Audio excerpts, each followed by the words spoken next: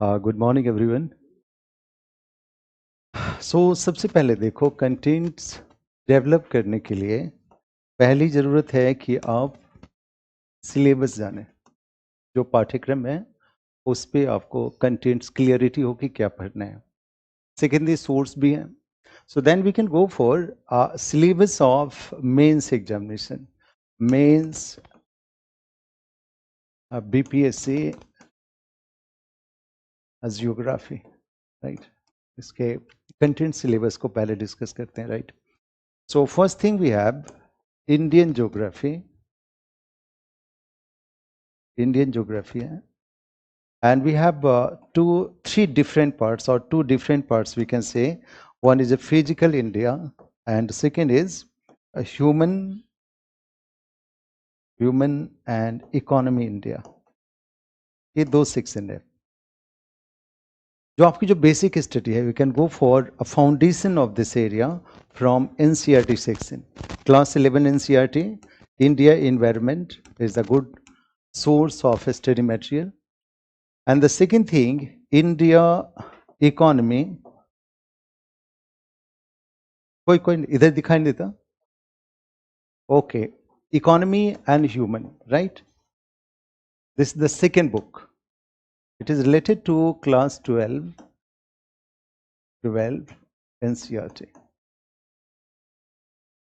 So these are the basic study material. हमें जरूर पढ़ना चाहिए, right? जिससे आपके लैंग्वेज क्लीन होंगे, थॉट क्लीन होंगे. So we have almost 7 chapters in physical India, and we have again 9 chapters in human economy India. We'll respond later on, right? 9 chapter in a human economy. Clear? Book आपके पास clear हो गया? रुक के समझिए। Foundation हमेशा first class, हमेशा thirst होते हैं। अच्छे समझ के जर्नी शुरू करनी है। पहला क्लियर हो गया? आपको इंडियन इन्वायरमेंट बुक मिलेगा, और दूसरा ह्यूमन इकोनॉमी जो क्लास 12 की बुक है, राइट। ये चीजें हो गई। इसके साथ आप कोई भी एक एटलस रखिए। एटलस आपको उस जगह पे ले जाएगा जहां प्लेसेस डिस्कस होंगे, राइट। इकोनॉमी में भी एटलस की जरूरत पड़ती है, क्लियर। एक एटलस रखिएगा, सभी चीजें देखिएगा। इसमें यह है, फिजिकल और ह्यूमन इकोनॉमी में फिक्स चीजें हैं जो बिहार के 60% क्वेश्चन होते हैं। फिक्स्ड ट्रेडिशनल क्वेश्चन बिहार का कैरेक्टर है, राइट। और बहुत इनोवेटिव क्वेश्चन नहीं होते, स्ट्रेट फॉरवर्ड क्वेश्चन होते हैं। तो ये चैप्टर्स आपको क्लीन करेगा। दूसरा एरिया है जो आपको महत्वपूर्ण एरिया है, बिहार का ज्योग्राफी ऑफ बिहार। इससे क्वेश्चन होते हैं, किसी से वर्ष ज़्यादा होंगे, किसी वर्ष कम होंगे, but geography of Bihar integral part है, राइट। उसका भी दोनों सेक्शन हम पढ़ेंगे। We can go for first physical Bihar and human and economy Bihar. इसमें क्लास नोट्स पर रिलाई करें, या 3 राइटर्स जो बिहार में है उसको फॉलो करें। हम बुक का कवर क्लास में शेयर कर दें ग्रुप में, राइट ना। वो अच्छी सी बुक है, एक बुक क्लास नोट्स के साथ उसको पढ़ेंगे तो आपके लैंग्वेज क्लीन होंगे 3 राइटर्स को। Then we have basics of disaster. वहां पे जरूरी है, यहाँ पे सिर्फ देखिएगा अब फिजिकल डिजास्टर ही पूछे जा रहे हैं। ध्यान दीजिएगा, बिहार में जो ट्रेंड रहा है, आपको ह्यूमन डिजास्टर है या अदर डिजास्टर नहीं पूछते हैं। They ask you only physical disaster. Physical disaster means related to nature, like flood है, अर्थक्वेक है, आपको सुनामीज हैं, राइट, लैंडस्लाइड है, जिस तरह के फिजिकल डिजास्टर रहते हैं। So we can go for chapter 7 of Indian geography. इसको पूरा करने के लिए इंडियन ज्योग्राफी का चैप्टर 7 क्लास 7 को फॉलो करेंगे, क्लियर। ये सारे ट्रेडिशनल बातें क्लियर हो गया। हमारे पास एरिया हो गया 3 major, Indian geography physical, Bihar physical and human, and we have a disaster along with good Atlas.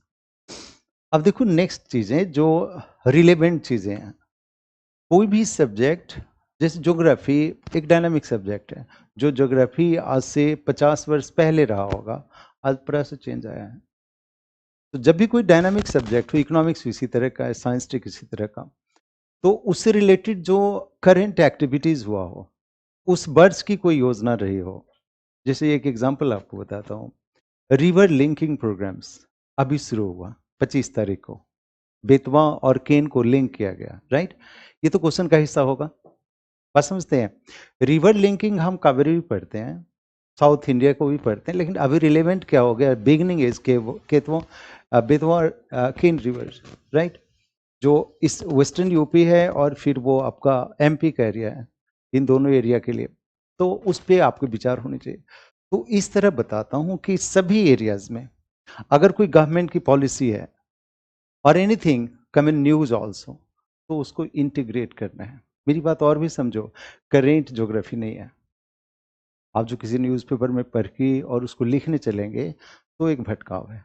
Geographical contents को अपडेट करना करेंट है, समझ गए। रिवर लिंकिंग का आइडिया आपको पहले से है, योजनाएं बहुत दिन से रही है, उसका नया स्वरूप क्या है वो आपके मेंस का हिस्सा बनेगा, राइट।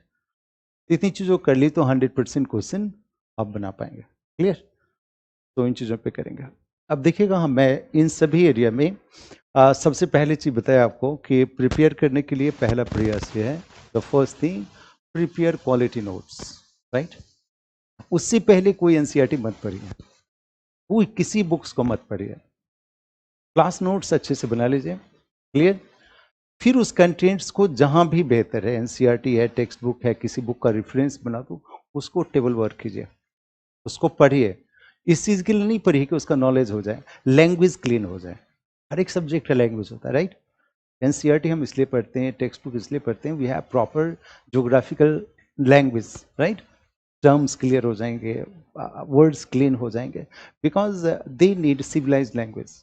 हमारे जो लैंग्वेज जो लोकल एरियाज में होते हैं, we have local dialects, right, उसका इन्फ्लुएंस हमारे लैंग्वेज पे आते होते हैं। जब तक कि टेक्स्ट नहीं पढ़ा तो उस धारा में नहीं जाएंगे, right. So do read NCERT, do read contents from quality textbook, clear? Then write previous year papers, right? किसी इंस्टीट्यूट ने टेस्ट सीरीज कराए तो उसको भी धूम के लिखिए, right? So within 4-5 months we'll have command on all the 3 sections, clear? एक चीज और भी फाइनली स्टार्ट करने से पहले मैं बताता हूँ, सम ऑफ द स्टूडेंट्स ऐसे चूज कर लेते हैं इंग्लिश को जिनका इंग्लिश बैकग्राउंड नहीं है। इंग्लिश के रिजल्ट के कारण क्या हुआ कि बच्चों ने ऑप्ट करना शुरू किया इंग्लिश को जिनका प्रॉपर फ्लो नहीं है। मेरी बात समझ रहे हैं? अगर प्रॉपर फ्लो नहीं है तो हिंदी में लिखिए। अगर आप कैपेबल हैं, बिहार में देखिएगा जो हिंदी भाषी क्षेत्रों में ट्रांसलेटेड हिंदी है, राइट, कल्टिवेटेड इंग्लिश है, बात समझ रहे हैं? तो वहाँ पे आप कंफर्टेबल हैं, चीज़ों को लिख पा रहे हैं। ऐसे कंटेंट्स जिसको आप पढ़ा नहीं है, दोनों चीज़ देखिएगा, एक कंटेंट जिसको पढ़ा है उसको लिख पाए, वो तो आपका कल्टिवेशन हुआ ना। लेकिन एक कंटेंट जिसको आपका थॉट आए और उसको इंग्लिश में लिख गए तो आपकी उपलब्धि है, राइट। तब आपको रिजल्ट जरूर बनेंगे। मान लो कि आज कोई विचार आया जिसको हमने बुक में नहीं पढ़ा हुआ है, उसको इंग्लिश में हमें लिखने की क्षमता है, देन मेरा प्रॉपर इंग्लिश, समझ गए। किसी चीज को पढ़ा और फिर से राइट किया, वो आपका कल्टिवेशन हुआ, ठीक है। तो अच्छे कीजिएगा, अगर ऐसा है then go for English, result जरूर देगा, समझ गए। जहाँ पे बहुत ज़्यादा दुविधा है कि बहुत अच्छी नहीं आ रही है, देन शिफ्ट हिंदी, बहुत अच्छे बीपीसी में हिंदी में रिजल्ट बनते हैं, ठीक है।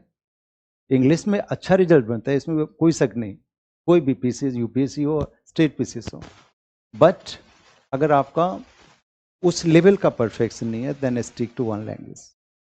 आज का मौसम ऐसा है कि मैं पहले बताता हूँ, फिजिकल लिख लिया आपने, नोट्स बनाना शुरू किया, तीनों ब्रांचेस बनाए।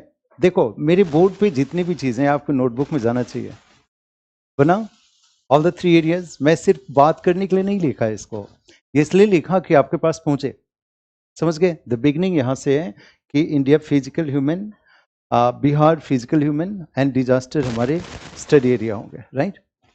कुछ चीज़ें देखिएगा लिखते समय लगता है कि मेरे पास आ गया, बट जब आप फिर रूम में बैठेंगे लगेगा वो चीज़ नहीं है मेरे पास, लिखना ज़रूरी है, समझ गए। तो इन चीज़ों को लिखिए। इसमें हमने कहा कि इसका करेंट स्वरूप जरूर होना चाहिए, किसी टॉपिक का करंट से क्या रिलेशन है, जरूर अपडेट हो तब 100% आप जरूर लिख पाएंगे, ठीक है। सो 3 एरियाज। अब देखो हमारा जो एरियाज है, आज मैं टच कर रहा हूँ, इसे लिख लिया था या रोकूं उसको? लिख लिया, ओके। अब देखिएगा जो फर्स्ट एरिया है वो फिजिकल इंडिया है। फिजिकल में देखोगे हमारे पास 6-7 टॉपिक बताया, उसमें मेजर टॉपिक आज के दिन में देखेगा कि बाहर का मौसम देखा और हमें एक शीतोष्ण चक्रवात आज नजर आया क्लाइमेट चैप्टर से। अभी बाहर की स्थिति क्या है? India influence by temperate cyclone, और समर में हमारे पास आता है ट्रॉपिकल साइक्लोन। सो देखिएगा कि इस फिजिकल ज्योग्राफी का एक सेक्शन क्लाइमेट है, उसका हिस्सा आज हम पढ़ने जा रहे हैं। भारत में दोनों साइक्लोन का इफेक्ट, क्लाइमेट चैप्टर का we have the area cyclone in India. पहले आज के लिए जो हम बाहर के मौसम देख रहे हैं टेम्परेट साइक्लोन, और दूसरा ट्रॉपिकल साइक्लोन जिसको हम काल बैसाखी कहते हैं भारत के बिहार के सेंस में। इन दोनों का प्रभाव, इन दोनों से रिलेटेड डिस्कशन जिसे हम क्वेश्चन लिख पाए। सो लिखेगा चैप्टर का नाम हुआ climate of India, climate of India. और इसका जो कंटेंट्स एरिया, फर्स्ट एरिया हम लोगों ने आज डिस्कशन के लिए रखा, the area is temperate and tropical cyclone. Temperate means शीतोष्ण चक्रवात, और दूसरा ट्रॉपिकल साइक्लोन। आज के कंटेंट्स एरिया में इस पे हम ध्यान देंगे।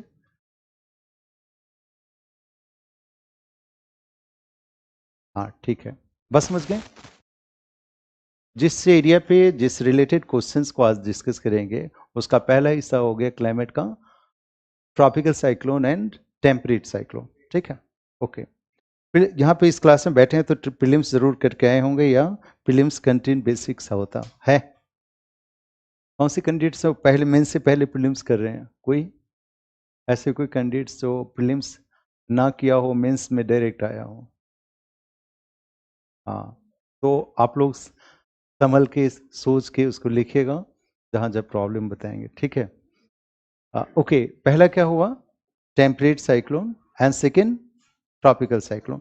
जो बिल्कुल ज्योग्राफी नहीं जानते हो, मेरे बेसिक से जुड़िएगा। अब बिल्कुल आपको कोई आइडिया ना हो ज्योग्राफी का, वहाँ से देखिएगा हमारे यहाँ पूरा ग्लोब है ऐसा, इसको हटा देते हैं, ट्रॉपिकल टेम्परेट लिख लिया है। तो देखिएगा कि जहाँ पे बिल्कुल शून्यता है, ज्योग्राफी का बहुत बड़ा आइडिया नहीं है, कभी 10 तक पढ़े होंगे आप, तो देखिएगा ये है 30 डिग्री, इधर भी 30 डिग्री, और ये है 60 डिग्री, सॉरी हाँ 60 डिग्री, और ये 90 डिग्री। पूरा विश्व में इस तरह का है।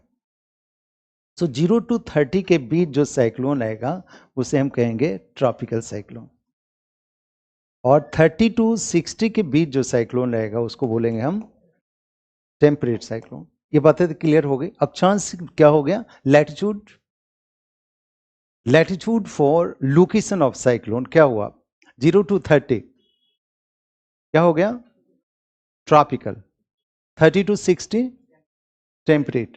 अब यहाँ पे इसको यूज करो, ये हमारा इंडिया है इस तरह का, ऐसा कुछ हमने बना लिया।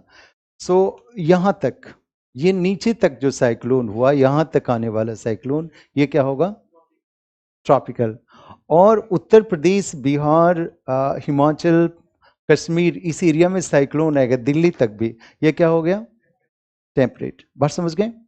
तो इंडिया के दो एरियाज, साउथ इंडिया क्या हुआ? ट्रॉपिकल, नॉर्थ इंडिया क्या हुआ? टेम्परेट। साउथ इंडिया में जब भी साइक्लोन आएगा कौन होगा? Tropical cyclone. And north India में आने वाला साइक्लोन टेम्पलो, बट सीजन के अनुसार होगा, इसकी चर्चा फिर आगे करेंगे। एरिया क्लियर हो गया? सो यहाँ पे टॉपिक हमने क्लाइमेट लिखा है, क्लाइमेट के अंदर हमने सब टॉपिक साइक्लोन लिखा है। लिखेगा साइक्लोन फर्स्ट, लिखिएगा cyclone is a low pressure area surrounded by high pressure isobars. Cyclone is, रुक के लिखिए, आराम से लिखिए। Cyclone is a low pressure area surrounded by high pressure isobar. Isobar is a low pressure area surrounded by high pressure isobar. देखिएगा, ध्यान दीजिए, इसको इस डायग्राम के द्वारा समझे। ये एरिया इससे बाहर की ओर इस तरह के डायग्राम हमने डेवलप किए। मान लीजिए कि हमने ये 900 मीटर MB लिखा, 950 MB लिखा और इसे 1000 MB लिखा। MB मीन्स क्या हुआ? मिलीवार। और एक ऐसी रेखा जो इक्वल मिलीवार को मिलाती हो, आइसोबार को, प्रेशर को, उसको क्या बोलेंगे? आइसोबार। सो ये रेखा क्या हुआ? आइसोबार। आइसोबार की वैल्यू कितनी हुई? 900। इसकी वैल्यू कितनी हुई? इसकी वैल्यू कितनी? 1000।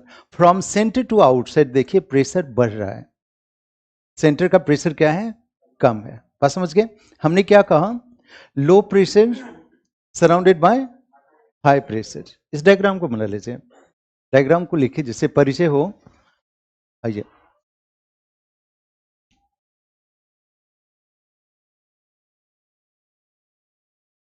Surrounded by high pressure isobar, centre में लो प्रेशर और आउटसाइड हाई प्रेशर। बातें क्लियर हो गई? अब देखो, जो हमारे इंडिया है, ये जैसे ग्लोब हम बना रहे हैं इस तरह का ग्लोब लोकेशन, तो हमारा ये इक्वेटर है और ये 0 डिग्री है। इंडिया यहाँ पे है, नहीं, इंडिया का लोकेशन ग्लोब पे क्या हो गया? North east, right? North eastern direction में हुआ, या फिर अगर ग्लोबल तौर पे कहिए कि ये नॉर्दर्न हेमिस्फीयर में। क्लियर? कंप्लीट नॉर्दर्न हेमिस्फीयर में। नॉर्दर्न हेमिस्फीयर में हम लोगों ने पढ़ा है साइक्लोन को कि नॉर्दर्न हेमिस्फीयर में साइक्लोन की दिशा हमेशा एंटी क्लॉक होती है। क्या होती है? घड़ी की सुई की विपरीत दिशा में होती है। अगर इसको ना भी आत्मसात किए तब भी फिर भी लिखेंगे कि India is located in northern hemisphere. India is located in northern hemisphere.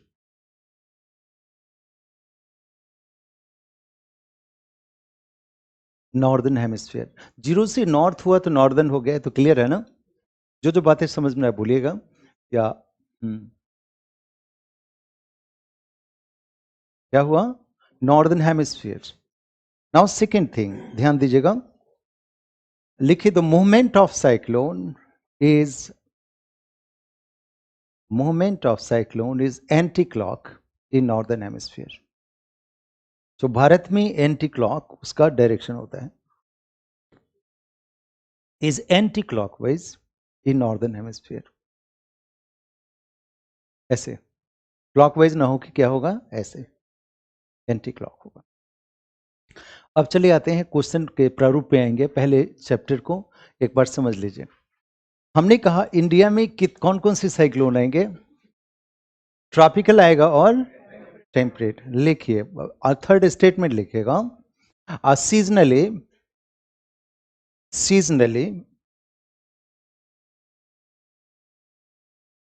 India, seasonally mean season, ऋतु के अनुसार, seasonally India influenced by a tropical and temperate cyclone,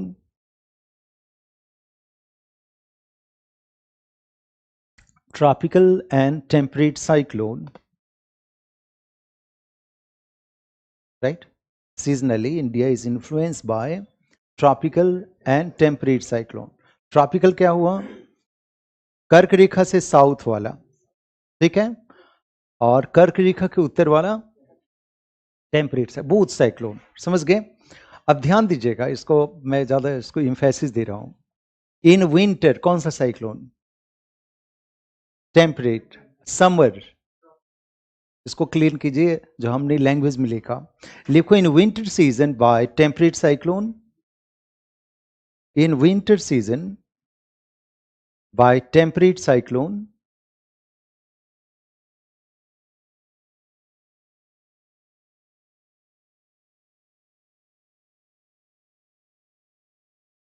in winter by temperate cyclone and during summer by a tropical cyclone. During summer by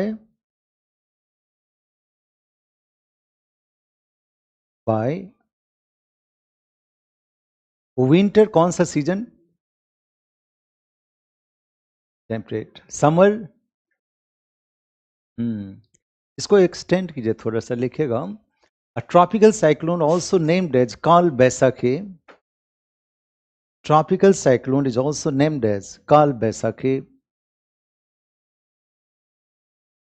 काल बैसाखी हमने अभी लिखा था, ये also named as Kal Baisakhi. This is काल, बैसाख महीने का काल बैसाखी। ट्रॉपिकल साइक्लोन को हम काल बैसाखी भी कहते हैं। बैसाख महीने के चक्रवात को क्या कहा गया? काल बैसाखी। ठीक है, अब हमें इन दोनों चक्रवात को पे सेपरेट क्वेश्चन बनाना है। इतनी क्षमता हो कि आप जितनी वर्ड्स में ट्रॉपिकल टेम्परेट पूछे जाते हैं उसको जस्टिफाई कर पाए। ठीक है, अब देखिएगा जब कोई साइक्लोन हो उसका क्या क्या आयाम होता है, डिफरेंट पक्ष होता है। पहला देखिएगा ओरिजिनेशन, उसका एक पक्ष होता है, कैसे बनता है, the first thing. The second thing structure of cyclone, ऐसा पूछा हुआ है, structure of cyclone. And third effects of cyclone, या फिर इसको क्लाउज में पूछा हुआ है weather condition associated with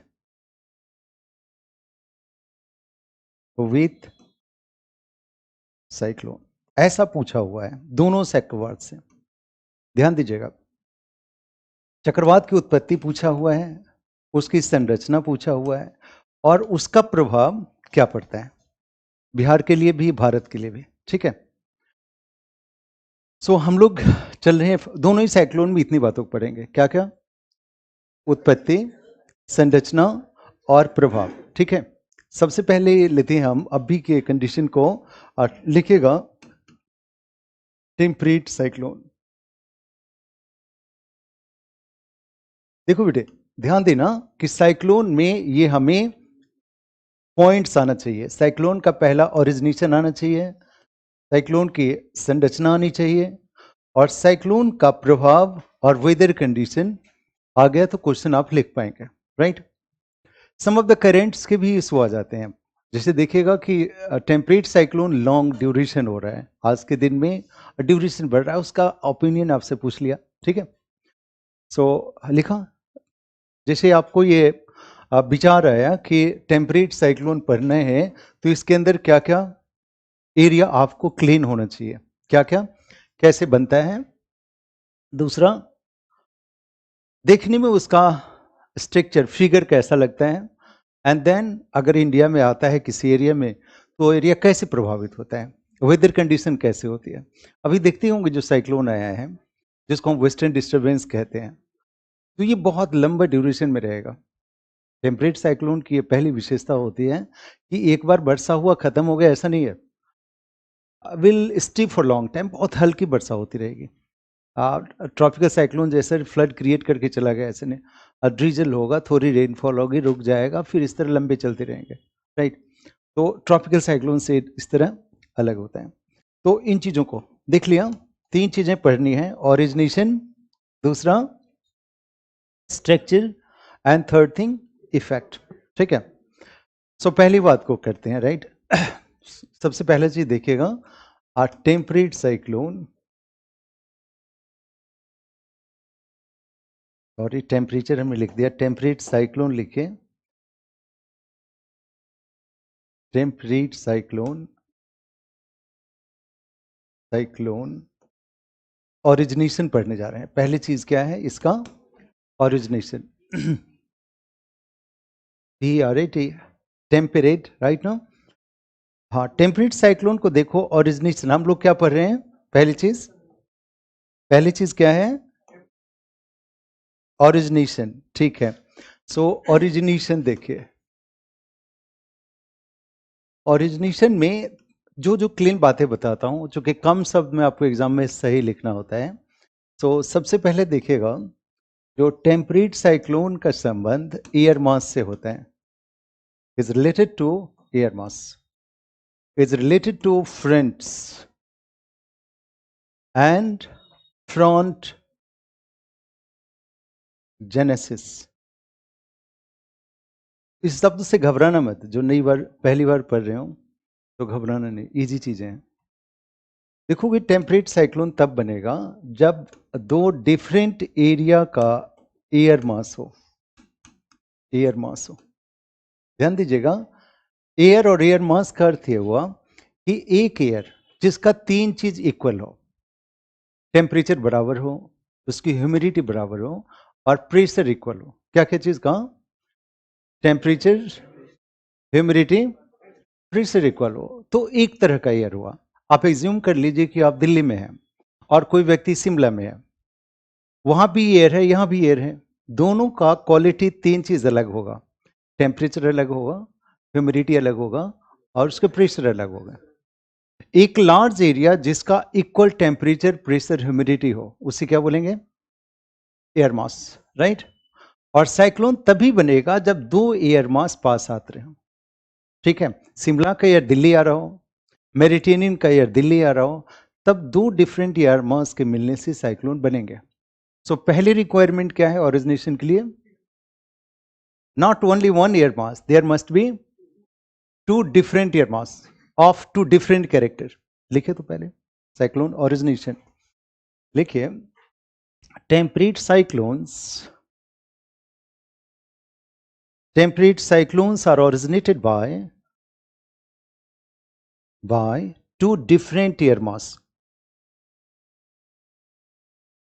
originated by two different air mass.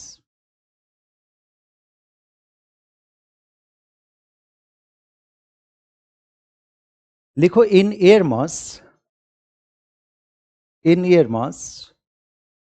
there is homogeneity of, in air mass there is homogeneity of, homogeneity means समानता, equality है ना, homogeneity of temperature, homogeneity of temperature, pressure and humidity. Temperature, pressure and humidity, right. जहां पे दोनों मिलेगा तो ऐसा होगा। दूसरी चीज देखोगे, ये एयर मास है और ये एयर मास है, ये तो अपनी जगह पे है ना। इस एयर मास को लाने वाला कोई इंजन जरूर होगा। नहीं, हमारा ग्लोब देखेगा, यहाँ पे इस तरह का ग्लोब है और यहाँ पे हमने एक लाइन 60 डिग्री का बनाया ऐसा, यहाँ से विंड आ रही है, यहाँ से विंड आ रही है, यहाँ की एयर मास, यहाँ की एयर मास, दोनों को पास लाने वाला इंजन क्या हो गया? वेस्टर्लीज हो गया, पोलर विंड हो गया। नहीं, टेम्परेट साइक्लोन को बनने के लिए जो सबसे पहले रिक्वायरमेंट है, एयर मास को क्लोज लाना, वो किसके द्वारा लगेगा? आएगा by permanent wind. The air masses are brought together by permanent wind. लिखिए आगे, लिखिए, these air masses are brought together, these air masses are brought together by a planetary winds. Planetary wind, planetary means पूरे planet पे जो large area में चलता हो। Planetary wind और परमानेंट विंड भी लिख सकते हैं। प्लेनेटरी विंड मीन्स क्या हो गया? जो बहुत बड़े एरिया में एक डायरेक्शन में चलता हो। नहीं, ग्रेडियंट तो गति के लिए लाएंगे उसको, राइट। वो गति के लिए उसकी चर्चा करेंगे जब साइक्लोन के अंदर होगा ग्रेडियंट ना, जो लार्ज एरिया का ग्रेडियंट नहीं, दैट इज इंजन। समझ गए? ग्रेडियंट होता है, ऐसा नहीं कि वो डायरेक्शन को डिसाइड नहीं करता है, वो विद इन साइक्लोन पढ़ेंगे, ठीक है। अभी क्या पढ़े हमने कि टू डिफरेंट एरिया के एयर मास कहाँ आएंगे? By planetary wind. देखो, प्लेनेटरी विंड को और सरलता से समझो। प्लेनेटरी विंड ऐसा नहीं कि trade wind, westerlies, polar wind ही होते हैं, जेट भी होते हैं। All are the planetary wind. समझ गए? ये चारों ही विश्व पवन है जो एयर मास को लेके दूसरी जगह चलते हैं। कितना क्लियर हो गया? लाएगा कौन? Planetary wind. अब देखिएगा दो एयर मास एक दूसरे के पास आया हो, ऐसा आया हो, किसके द्वारा? Planetary wind. सो कहीं पे ऐसा एरिया होगा जहां पे वो एक जगह मिलेगा। अब चूंकि दोनों की डेंसिटी अलग होगी तो वहां पे एक तरह का वर्टिकल ना बन के स्लोप बनता है। देखिएगा स्लोप बनेगा, न कि मिक्स एक जगह होगा, 90 डिग्री पे नहीं होगा। क्योंकि जब भी होगी हमने कहा टू डिफरेंट प्रेशर ह्यूमिडिटी होगा। So near the boundary there will be slope and it is named as front. इसको बोलते हैं air front. So front decide करेगा साइक्लोन कैसे बनेगा, राइट? हम लोगों ने क्या प्रोसेस लाया कि साइक्लोन बनने के लिए सबसे पहले जरूरी क्या है? Air mass. एयर मास की गति के लिए जरूरी क्या है? परमानेंट विंड जरूरी है। And when they to the air mass are coming closer near the margin area, near the front area, the transition zone will be created. एक संक्रमण क्षेत्र बनेगा। क्या बनेगा? Transition zone. It is named as front. लिखेगा, लिखिए near the transition zone of two air mass,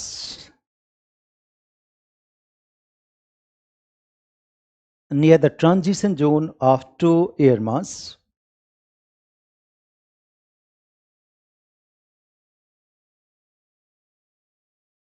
transition zone of two different air mass, air fronts are created.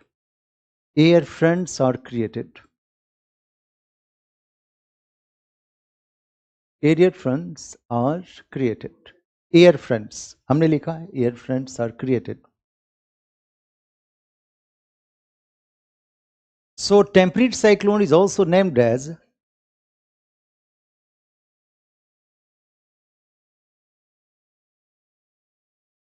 temperate cyclone is also named as frontal cyclone. A frontal cyclone. Front से बना हुआ क्या हुआ? Frontal cyclone. सो जितनी भी वर्षा होगी front पे होगी, राइट ना? अब ध्यान दीजिएगा, जो ये फ्रंट बन गया है इसकी डिफरेंट नाम होते हैं जो संरचना में आपको दिखाई देगा, राइट? सो देखिएगा कि सपोज वन कंडीशन है, वन कंडीशन हियर, ऐसा कोई कंडीशन जहां पे आपको you have cold air mass and we have warm air mass. There are two different air mass, warm and cold. अब मान लीजिए कि ये रुका हुआ है, स्टेशनरी है। ये क्या है? स्टेशनरी है और इसमें में मूवमेंट है, एक में गति है। तो जिसमें गति है उसका नाम होगा। ये वार्म इधर जा रहा है, इन्वेड कर रहा है, तो ये फ्रंट बनने वाला क्या होगा? वार्म फ्रंट होगा। बना हुआ फ्रंट क्या हो गया? Warm front. सो लिखेगा, fronts are named, fronts are named according to the movement of air mass. Fronts are named according to the movement of air mass. Movement of air mass. Look, on the basis of movement, on the basis of movement,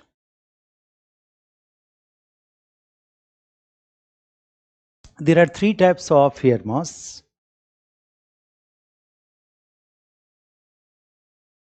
On the basis of movement, there are three types of air mass.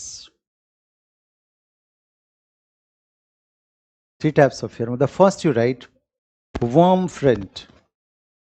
Three types of air front, not air mass, air front. First you write warm front. Warm front. First point लिखिएगा। एक diagram भी इस तरह के follow कीजिए जहाँ पे इस तरह के डायग्राम बने हों, and we can give symbol also. यहाँ पे देखिए जब वार्म फ्रंट बनेगा तो वहाँ पे एक हाफ सर्किल के सिंबल से हम दिखाते हैं। This one is a half circle symbol. उस लाइन पे बुक्स में देखेगा आपको, या मेट्रोलॉजिकल सिंबल के रूप में हाफ सर्किल लाइन पे बनता है। सो लिखिएगा वार्म फ्रंट। लिखे when cold air mass remains stationary. Like when cold air mass remains stationary,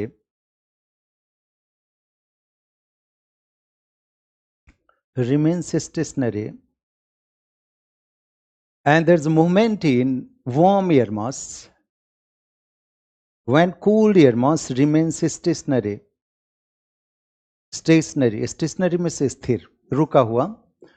And there's a movement in warm air mass.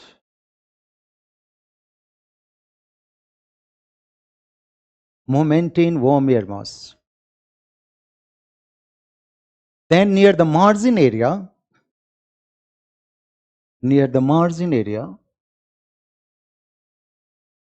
margin means boundary area. Near the boundary भी लिख सकते हैं margin की जगह पे. Near the boundary, warm front is created. Warm front is created. तो बनने वाला front क्या हो गया? Warm front. It is denoted by half circle. It is denoted by half circle. Half circle जो हमने इस तरह रेड हाफ सर्कल बनाया है, ये इसका सिंबल होता है कि यहाँ पे वार्म फ्रंट है, राइट. इसका अपोजिट कर दीजिए दूसरा एरिया. ये अगर बन गया हो सही से इसको बनाइए. एग्जाम में देखिएगा, देखिए एग्जामिनेशन एक प्रेजेंटेशन भी है, आपके व्यक्तित्व का प्रेजेंटेशन कि आप कितने कंपोज हैं, राइट. तो जब भी एक पेज यूज कीजिएगा एग्जामिनेशन में, इस तरह के आपके पास पेज हो, तो जिस चीज को एक्सप्लेन कर रहे हैं उसके इस साइड में छोटा सिंबल बनाइए, छोटा डायग्राम बना दीजिए. ऐसा नहीं कि बीच में बनाए तो स्पेस खराब होता है और दिखने में अच्छा नहीं लगता. तो जैसे आपने वार्म फ्रंट बनाया तो यहाँ पे इस तरह के छोटे सिंबल बना दीजिए. बहुत जरूर बड़ा डायग्राम की जरूरत नहीं है. लिखेगा कोल्ड फ्रंट. हाँ.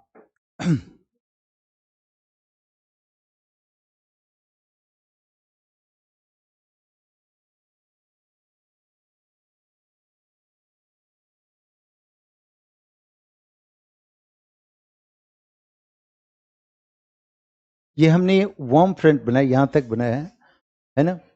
इसको मैंने बनाया जिसमें वार्म की गति है और कोल्ड स्थिर है.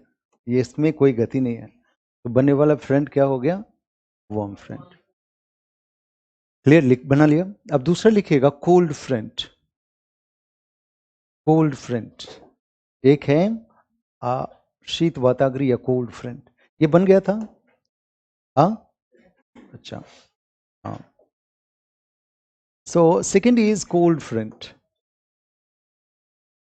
कोल्ड फ्रंट्स, इसमें क्या होगा कि there will be stationary warm area. ये वार्म एरिया क्या है? स्टेशनरी है और गति है कोल्ड में. Cold has movement. Cold is in movement, इधर आ रहा है, ये अपनी स्टेशनरी है. Then near the margin area will find a creation of this type of front. एक सीमा बन जाएगी, angular Seema, transition zone, and it will be denoted by this type of triangle. वो सर्कल से डिनोट होता है, ये triangle से denote होता है. will be denoted by this type of triangle and we can say it is cold front.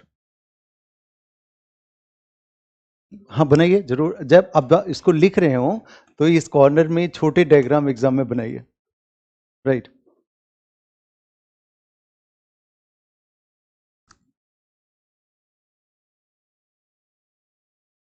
तो उसको लिखेगा cold front.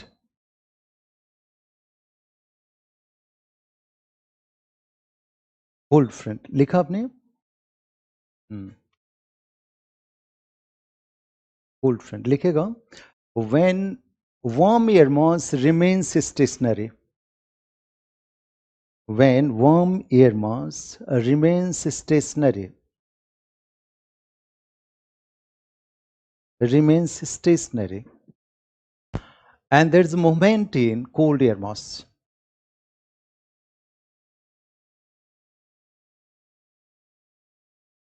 When there is, क्या कहा मैंने? Remains stationary. And there is movement in cold air mass.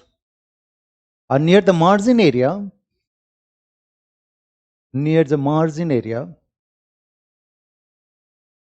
cold front is created. Near the margin area, cold front is created or formed, right? Cold front forms. दो बातें clear हो गई, एक cold हो गया, एक वार्म हो गया, सभी का साइक्लोन में आगे यूज होगा, ध्यान दिए। थर्ड देखिएगा, ये फ्रंटल रेनफॉल ही है। Now suppose you have this type of air mass area, this is cold, this one is warm, then it will be light. heavy कौन होगा? जो कोल्ड है वो क्या होगा? हेवी होगा। और वार्म क्या होगा? लाइट होगा, उसकी डेंसिटी कम होगी। जब कॉलिजन होगा तो this air mass will move from the surface, will lose surface contact, lose surface contact. कौन सा एयर मास होगा जिसका धरती से संपर्क खत्म हो जाएगा? गर्म वाली ऊपर चली जाएगी। तो ऊपर जाने के क्रम में जो फ्रंट बनेगा उसे बोलते हैं occluded front. Occluded front, occluded means अधिविष्ट, हिंदी में क्या कहते हैं? अधिविष्ट। Occluded front, double C L U D D, occluded front, right. Occluded means the surface will not have surface contact, ऐसा कोई एयरमास जिसका धरती से संपर्क ना हो। क्या हो गया? अब इसको दिखाने के लिए ज्योग्राफर्स ने जो यूज किए हैं, यहाँ पे दिखाने के लिए हम ट्रायंगल भी यूज करेंगे और फिर हम उस एरिया में हाफ सर्कल भी यूज करेंगे, बोथ विल बी। सो लिखिए अक्लूडेड फ्रंट, लिखिए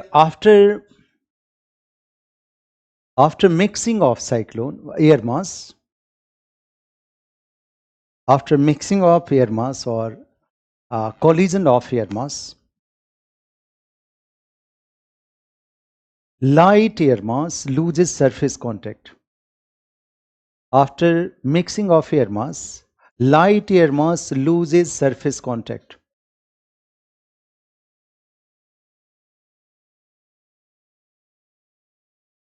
Surface contact. They are named as occluded front. Occluded front. Occluded हमने लिखा हुआ है, occluded front, अधिविष्ट वाताग्र हिंदी में कहते हैं। They are named as occluded front. अक्लूडेड हमने लिखा हुआ है उस टर्म के रूप में, लिखा आपने। सो देखो, एक चक्रवात में 3 वाताग्र होंगे, 3 फ्रंट होगा, right. The first front warm front, second cold front end third, right. तो देखिएगा ये सारे बनते हैं निर्माण के क्रम में, राइट ना। निर्माण के क्रम में आप उसका देखिएगा स्टेजेस आता है, हमने इसको प्रीलिम्स में कुछ बेसिक पढ़ाए हुए हैं, ध्यान दीजिएगा इसको। हमारे पास 6 स्टेजेस होते हैं चक्रवात की फॉर्मेशन के। टेम्परेट साइक्लोन के कितने होते हैं? 6 स्टेज। ये तीनों फ्रंट आपको उसमें नजर आएगा, देन स्ट्रक्चर पढ़ेंगे। So first phase will find like this, the 2 air masses are moving in opposite direction. मान लो कि ये इधर है, इधर है, मैंने इसको थिक बना दिया।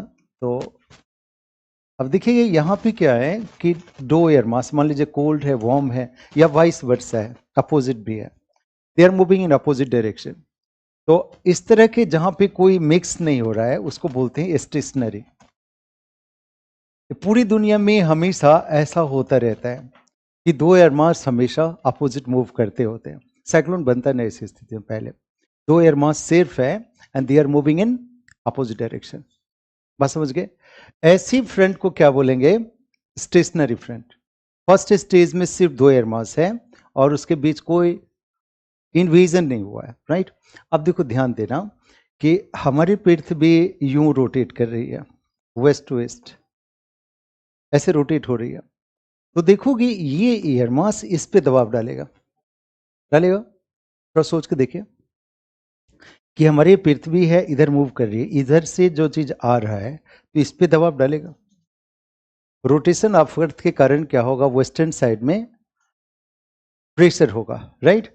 तो सेकेंड स्टेज में देखिएगा कि जो एयर मास सरफेस पे है ऐसे जा रहा है, उसके ऊपर ये एयर मास इस तरह आ जाएगा due to rotation of earth.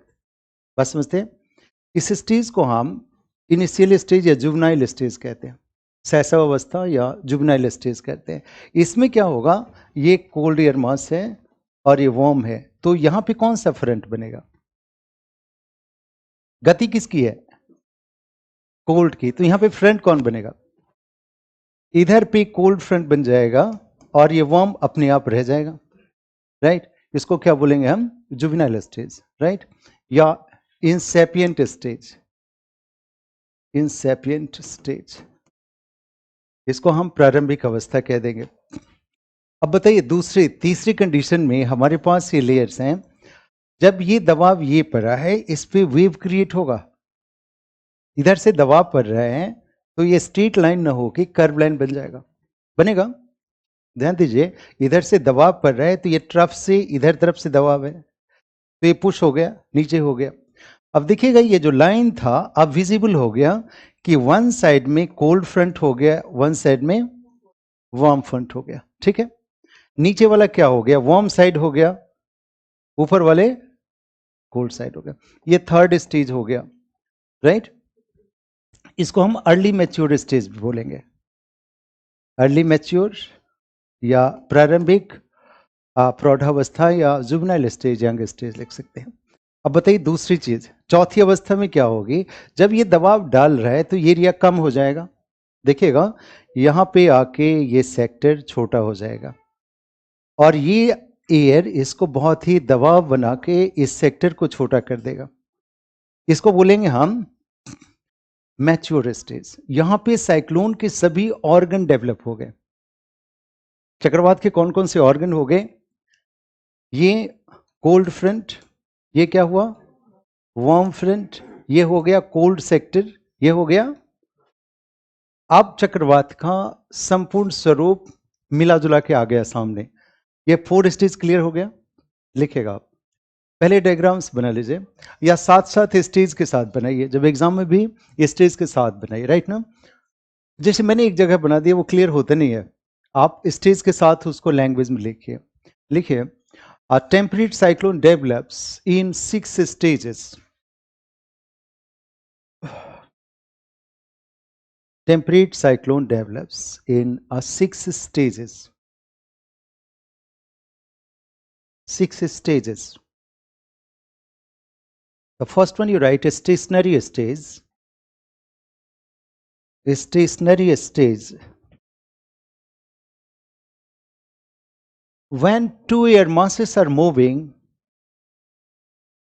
parallel in opposite direction. Stationary stage, पहले पॉइंट लिखेगा जिस स्टेज की चर्चा कर रहा हूं।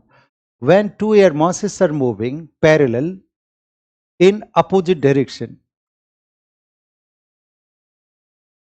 Opposite direction.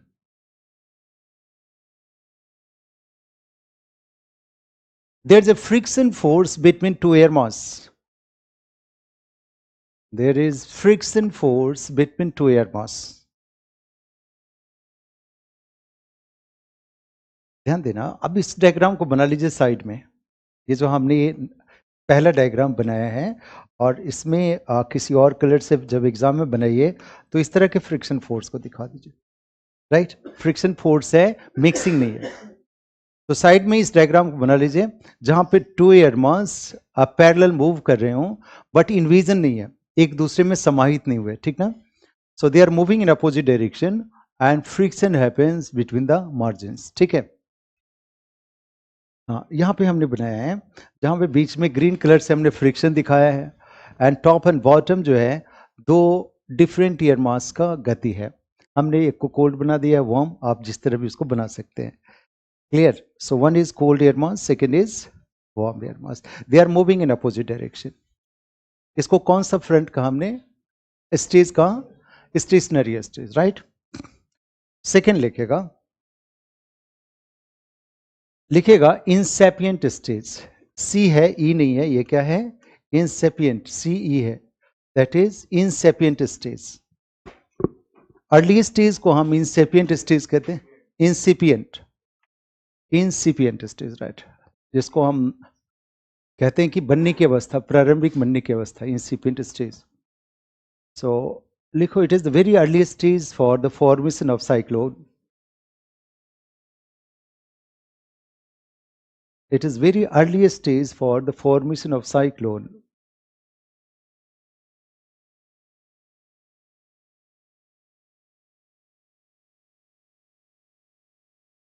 Cyclone. Due to rotation of Earth, due to rotation of Earth,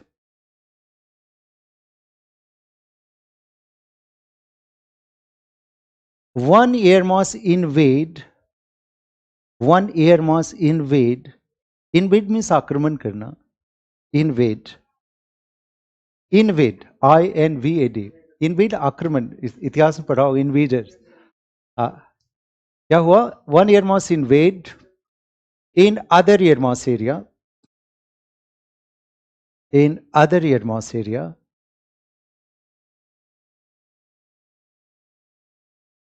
The fronts are created. Fronts are created. आप इस डायग्राम को बनाइए. इन्विजन यहाँ हुआ है आज सेकेंड स्टेज में. इसमें क्या हुआ? कोल्ड एयर मास ने इसको पुश किया और यहाँ पे कोल्ड फ्रंट बन गए.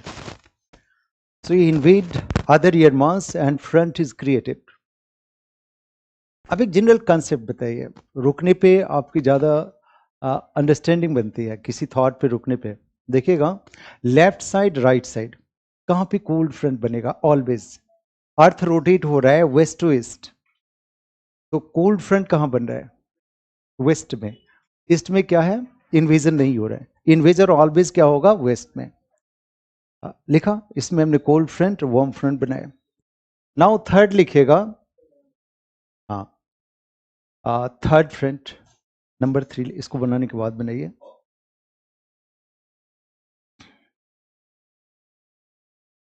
Third front. थर्ड डायग्राम में देखिएगा वेव क्रिएट हुआ है.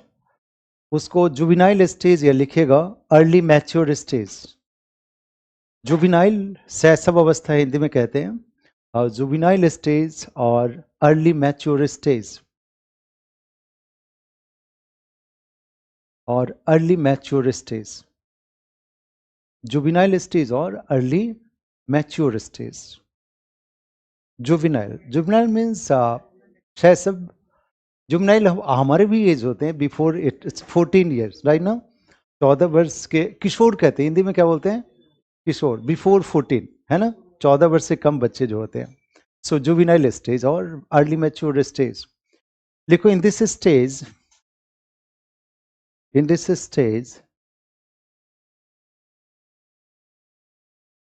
wave is created by wave, WAV.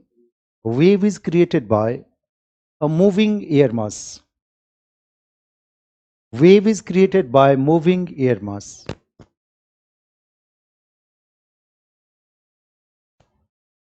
Cold front and warm front are created by cold front and warm fronts are created by moving air mass. Moving air mass. Fourth stage लिखिएगा mature stage. चूंकि हमें answer कम ही words में लिखना है, बहुत lengthy नहीं बनने बना. हाँ, लिखिएगा फोर्थ स्टेज. इसको आप बना लीजिए. ये हो गया जुबिनाइल स्टेज. लिखिएगा मैच्योर स्टेज. हाँ, मैच्योर स्टेज ये बना लिया है ये. हाँ, देखिए मैच्योर स्टेज.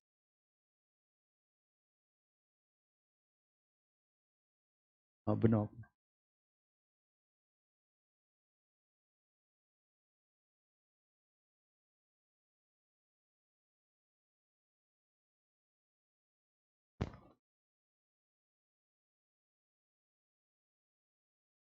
लिखिए मैच्योर स्टेज.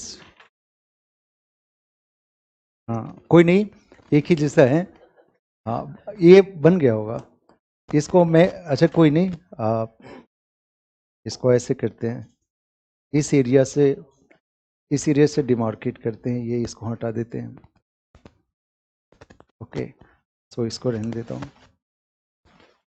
कि नाउ कम हियर। देखिएगा the fourth stage we have mature stage. We have mature stage. Mature stage में साइक्लोन का पूरा स्वरूप विकसित हो जाए। We have a very complete image of cyclone. इसमें ये कोल्ड फ्रंट है।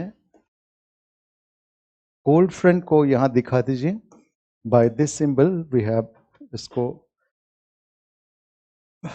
ट्रायंगल से लाइक दिस। फिर यहां पे देखिएगा we have warm front. It में इस तरह के डायग्राम बना दीजिए हाफ सर्कल वाले। यहां पे upper area we have this one cold sector,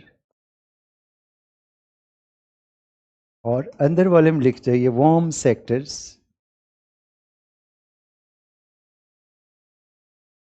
इस तरह के इसको लेवल कर जाइए। Mature stage.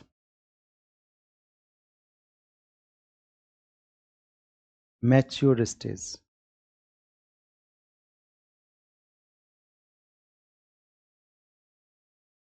कोल्ड सेक्टर माने वो खंड है, ऊपर पूरा ठंडा होगा, पूरा अनंत एरिया, बहुत बड़ा एरिया, और अंदर के क्षेत्र में बहुत बड़ा एरिया ठंडा होगा, गर्म होगा।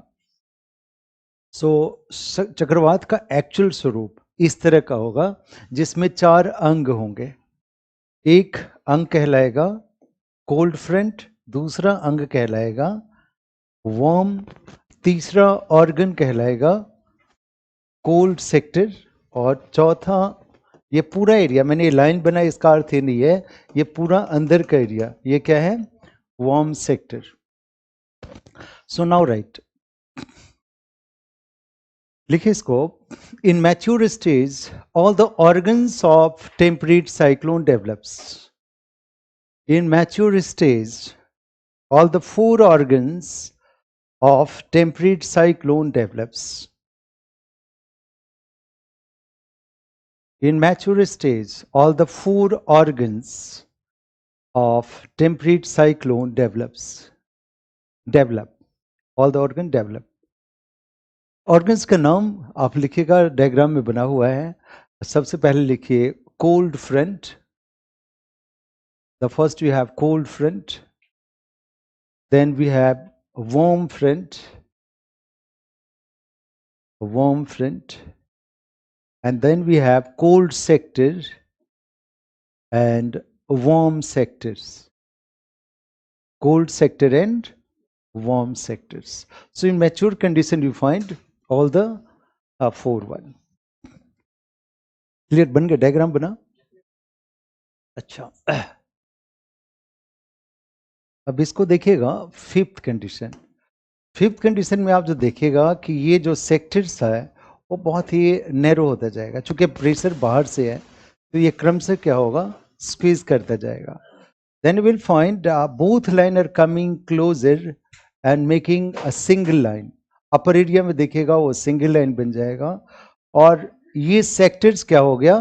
Warm sector is now is a smaller area and the large area is cold sector, right?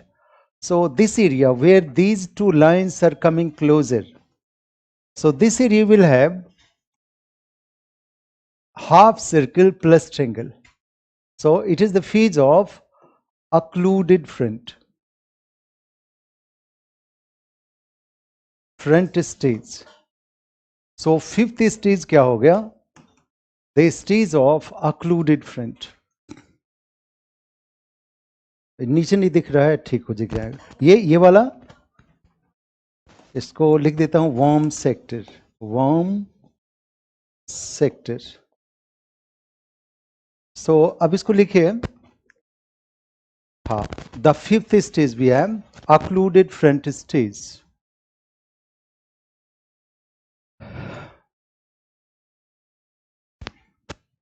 occluded front stage.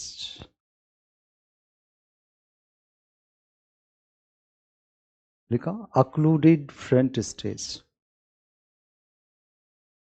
इसमें और पिछले वाले स्टेज में क्या अंतर आया? बेसिक अंतर, दो अंतर आया जो विजिबल। वार्म सेक्टर क्या हो गया? बहुत छोटा हो गया। एंड एक लाइन ऐसा आया जहां पे दोनों फ्रंट मर्ज हो रहे हो, नहीं? सो लिखो अक्लूडेड स्टेज, लिखो in this stage the size of worm sector decreases. The size of worm sector decreases. Size of worm sector decreases. Size of worm sector decreases, and also due to lifting of hair mass, due to lifting of hair mass, lifting of hair mass, occluded front originate. Occluded front originates. Lifting of hair mass, occluded front originate. Clear? So rainfall weather condition अभी नहीं लिख रहे हम लोग, सिर्फ उसको evolution लिख रहे हैं। ऐसा भी क्वेश्चन आता है, इवोल्यूशन, इवोल्यूशन का स्टेज बताओ। फर्स्ट स्टेज क्या हुआ? वेरी फर्स्ट स्टेज, अभी हमने 6 स्टेजेस बताया। First stage of evolution stationary, second one incipient, third, fourth, fifth. बस मेरे नाम याद होना जरूरी है पहले, तब तो आप डायग्राम बनाएंगे। आपको पहले नाम याद हो। अब देखिएगा लास्ट स्टेज है, इस स्टेज को बोलते हैं डिसेपिएंट। डिसेपिएंट स्टेज, जो डिसएपियर होने का स्टेज है वो क्या हुआ? डिसेपिएंट स्टेज और फिनिश स्टेज। जब चक्रवात खत्म हो रहा हो तो क्या हो गया? डिसेपिएंट, राइट। अब देखिएगा यहां पे जो लाइन अलग अलग था वो लाइन अब मिल के एक हो गया है। अब इसमें कोई भी वार्म सेक्टर नहीं है, बीच में वार्म सेक्टर फिनिश हो गया। अब ये पैरेलल आ रहा है और ये पैरेलल जा रहा है, मीटर से end of cyclone and both air mass का टेम्परेचर इक्वल हो गया। साइक्लोन कब खत्म हो गया? 2 एयर मास पहले था, अब दोनों एयर मास का टेम्परेचर इक्वल हो गया, चक्रवात खत्म हो गया। So disappearant stage means there is no difference air mass. We'll have one type of air mass in large area, there is no cyclone. Clear? So लिखेगा disappearant stage. लिखे in this stage a cyclone disappears.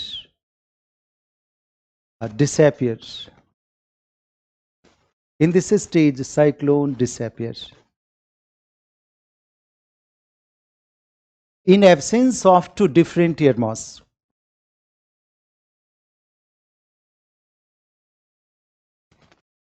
In absence of two different air mass,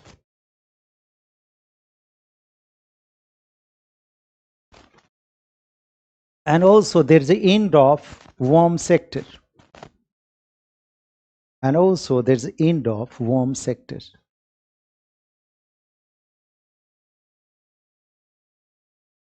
ठीक है, हमने evolution पढ़ लिया, कैसे बनता है इसकी पूरी प्रक्रिया पढ़ ली। आपको जैसे क्वेश्चन आएगा तो उसके डिफरेंट सेक्टर होंगे, खंड होंगे, चक्रवात का विकास कैसे होता है, चक्रवात की संरचना कैसी होती है, और फिर चक्रवात का प्रभाव क्या। अब देखिएगा यहाँ पे सेकेंड डिस्कशन एरिया आया कि इस एरिया में जो ब्रॉड एरिया है उससे लिखेगा स्ट्रक्चर एंड एसोसिएटेड और वेदर कंडीशन। हम लोग डिस्कस करने जा रहे हैं सेकेंड एरिया को। We are going to discuss the second step of this chapter, this content. So we are discussing the structure and weather condition. आप इसको लिखिएगा structure and weather condition, conditions. देखिएगा यहाँ पे स्ट्रक्चर एंड वेदर कंडीशन। इसमें देखिए पहले चीज ये है कि एयर मास में ये एयर आ रहा है, इधर से आ रहा है, राइट। तो बन क्या रहा है, कोल्ड फ्रंट। यहां पे देखिएगा ये एरिया है, पूरा का पूरा एरिया, ये है वार्म सेक्टर। यहां पे बना हुआ क्या है, कोल्ड, सॉरी, वार्म फ्रंट। अब यहां पे ध्यान देना है कि ये एयर इसको पुश कर रहा है तो इसको पुश कर रहा होगा, राइट। सेक्टर वाले एयर इधर जा रहे होंगे, and then we have cold sector. ये 4 ऑर्गन्स डेवलपमेंट में हमने पढ़ लिया। अब थोड़ा सा इसको सोचिए, एक एरिया कोल्ड है और एक एरिया वार्म है, दोनों एरिया के सरफेस को समझिए। यहां पे कोल्ड एयर है तो इसमें जितने मॉलिक्यूल्स होंगे वो बहुत ही कॉम्पैक्ट होंगे और डेंस होंगे, राइट। जितने भी कण होंगे क्या होंगे, कॉम्पैक्ट होंगे। अगर यहां पे कोई एयर आ रहा है तो इसके अंदर समाहित न होकर वर्टिकल राइज करेगा, जब डेंसिटी ज्यादा हो तो क्या होगा, स्लोप राइट एंगल का बनेगा। ऐसे कंडीशन में क्या होगा कि एयर वर्टिकल राइज होके क्लाउड बनाएगा और वर्षा हो जाएगी। बात समझ रहे हैं, मेरी बात समझ गए। जहां पे कोल्ड फ्रंट बना है वहां पे एंगल क्या होगा, वर्टिकल होगा, 90 डिग्री का होगा। तो एयर का राइज क्या होगा, ऑल ऑफ सडन हाइट पे जाएगा, क्लाउड बनाएगा और कम समय की वर्षा हो जाएगी। फिर very less period of time high amount of rainfall हो जाएगा। सो कोल्ड फ्रंट के पास वर्षा ज्यादा होगी और कम समय की होगी। क्लियर। दूसरा देखिए, वार्म है तो वार्म पे जहां पे स्लोप बनेगा वो इस तरह का जेंटल स्लोप बनेगा, इस तरह का 90 ना बन के क्या होगा, जेंटल स्लोप बनेगा। तो यहां से जो एयर मूव कर रहा है क्लाउड बनाएगा और यहां पे हल्की वर्षा होगी बट लॉन्ग ड्यूरेशन वर्षा होगी। देखिएगा, चक्रवात का अंग है, किसी एरिया में साइक्लोन आया है, वेदर कंडीशन हमें बताना है, तो सबसे पहले कोल्ड फ्रंट आया तो उस एरिया में क्या हो जाएगी, in low less period of time heavy rainfall हो जाएगा। फिर ये चक्रवात मूव किया तो वहां पे क्या आया, ये एरिया आगे बढ़ गया तो क्या आएगा, कोल्ड सेक्टर आ जाएगा। हमने कहा चक्रवात एंटी क्लॉक मूव करते, ध्यान दो। तो सबसे पहले क्या आया, कोल्ड फ्रंट, वर्षा क्या हुई, हेवी रेनफॉल हो गई, कम समय की हो गई। इसके बाद क्या सामने आया होगा, कोल्ड सेक्टर, वर्षा रुक गई, वर्षा बिल्कुल नहीं होगी, ठीक है। फिर मान लो कि इसके बाद ये आएगा वार्म सेक्टर, फिर क्या होगा, वार्म सेक्टर पे स्लोप क्या है, जेंटल स्लोप है, क्लाउड होगा, वर्षा होगी but light rainfall, very long period of time. फिर लास्ट में क्या होगा, ये क्या आएगा, वार्म सेक्टर आएगा, वर्षा खत्म हो जाएगी, नहीं होगी, राइट। तो ऐसे भी एज्यूम कीजिए जब साइक्लोन आएगा, टेम्परेट साइक्लोन, मान लो कि हमारे यहाँ अभी आया है, तो साइक्लोन जब आएगा उस समय पहली बार क्या होगी, a good rainfall, heavy rainfall, उसके बाद नो रेनफॉल, फिर क्या होगा, light rainfall, then end of, वर्षा नहीं होगी। क्लियर। ये स्पेल आएगा, डिफरेंट फेजेस आएगा। तो लिखेगा स्ट्रक्चर एंड वेदर कंडीशन, आप बना लीजिए जरूर। देखिएगा, एक ऑब्जेक्टिव क्वेश्चन बताता हूँ, एक बार का क्वेश्चन है, ऐसा पूछा, ए बी सी और डी, कहाँ कहाँ पे हेवी रेनफॉल होगा। ऑब्जेक्टिविटी में कन्वर्ट किया डायग्राम को, area will have heavy rainfall, ऐसा पूछ दे which area will have light rainfall, warm sector will have light, समझ रहे हैं। सो लिखिएगा, आप बना लीजिए इसको, एबीसीडी भी कर ली तो ज्यादा अच्छा है, नामकरण भी हो गया।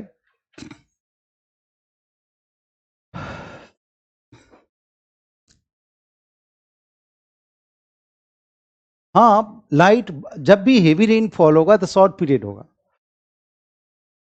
वहां बहुत देर होगा और लाइट होते रहेगा। जैसे अभी के कंडीशन देखिएगा तो ये क्या है, लाइट रेनफॉल, ड्यूरेशन रेनफॉल, लिखिएगा इसको, लिखिए एबीसी पे नाम लिखा हुआ है, देखिए फिर से बताया तो कोई बात नहीं, एबीसी का नाम लिखा हुआ है, देख रहे हैं,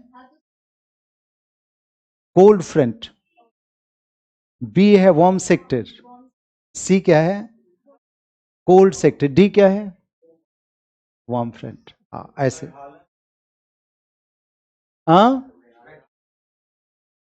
वो ओरोग्राफिक है, वो वाला उस वर्षा को आप पढ़ेंगे आगे और प्रीलिम्स क्लास में डिस्कस किया हुआ है, राइट? या फिर मानसून में डिस्कस करेंगे अभी, ठीक है? वो रेनफॉल फ्रंटल रेनफॉल ना हो कि ओरोग्राफिक रेनफॉल है, ठीक है? इसको यहां लिखिए। मेघालय की वर्षा ऐसी वर्षा नहीं है, बात समझ रहे हैं? मेघालय में कोई फ्रंटल रेनफॉल नहीं होता। उत्तराखंड में क्लाउड बर्स्ट होते हैं और वो आपको नजर आता है, उत्तराखंड में होता ही होता है, बट स्नोफॉल के रूप में नजर आते हैं। इसकी चर्चा आगे बढ़ाएंगे, वेदर कंडीशन इंडियन क्लाइमेट के लिए, उसमें लिखाऊंगा मैं। पहले जहां पे है उसको रुकिए, इसको लिखिए, लिखेगा स्ट्रक्चर एंड वेदर कंडीशन। नहीं वो ट्रॉपी वो कंडीशन अलग है, उसकी बात बाद में करेंगे। वो इसको पहले रहिए, जहां पे है जिसका इफेक्ट है उसको लिखिए। देखिए उत्तराखंड की बात कहिएगा तो विंटर में नहीं होता है वैसा, वो समर में होता है, उसकी चर्चा मानसून में आएगी, ठीक है? उत्तराखंड का संबंध इस प्रकार की वर्षा से कम है।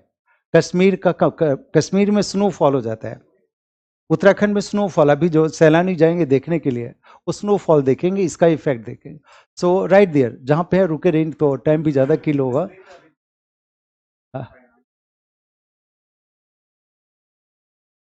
वो तो सिल्वर आयोडाइड डाल के कराते हैं, अब वो डिफरेंट चीज है। वो बातें देखिए, दूसरे कई कई टॉपिक को मिक्स करने पे खराब होगा। इसको लिखे पहले, लिखेगा स्ट्रक्चर में लिखेगा there are 4 different organs of cyclone, temperate cyclone. There are 4 different organs of temperate cyclone associated with a different weather condition.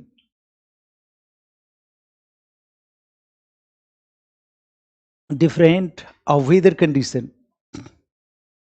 Different weather condition. 4 organ, 4 different weather condition. Right so हम ऐसा करेंगे, organs लिखेंगे और वहां पे weather condition लिखेंगे, right? So right first cold front, cold front लिखेगा। In northern hemisphere cyclone rotates in anti clock direction. In northern hemisphere cyclone rotates in anti-clock direction, anti-clock direction,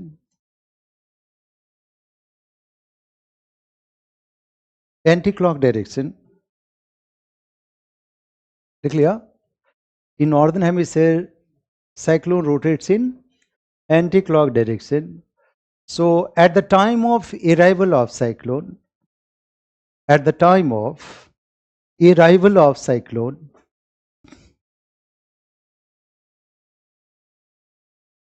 the geographical area face cold front first. The geographical area face cold front first. Cold front first. कोई भी एरिया सबसे पहले क्या face करेगा? Cold front. लिखो near cold front face, FAC face cold front first. पहले क्या करेगा? कोल्ड फ्रंट फेस करेगा। लिखो it is the area of vertical air movement first. It is the area of, it is the area of vertical air movement, vertical air movement. So the area experience heavy rainfall in short period of time. So area experience heavy rainfall in short period of time. बस समझ गए? जिसमें cyclone आएगा, cold front सामने होगा, area experiences क्या चीज? Heavy rainfall in short period of time. कम समय में अच्छी खासी वर्षा हो जाएगी और वो एरिया मूव कर जाएगा। रोटेशन कारण क्या हो जाएगा? मूव कर जाएगा। Now write cold sector, second point लिखिए, सेकेंड लिखिएगा कोल्ड सेक्टर। कोल्ड सेक्टर, ये एरिया चला गया तो क्या आ गया? Cold sector. लिखिए कोल्ड सेक्टर, लिखिए due to cold sector there is no lifting of air, in cold sector there is no lifting of air, no lifting of air, so rainfall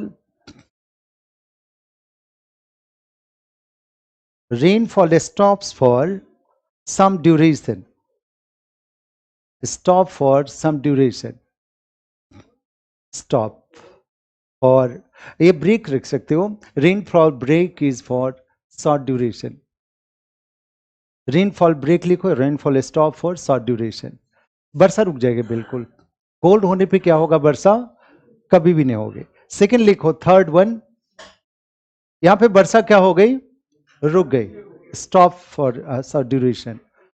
सुनिए, थर्ड लिखिएगा वार्म सेक्टर, वार्म फ्रंट लिखिएगा, sector नहीं, warm front. लेकिन near warm front there is a gentle slope, near warm front there is gentle slope, a gentle slope, air mass rises slowly,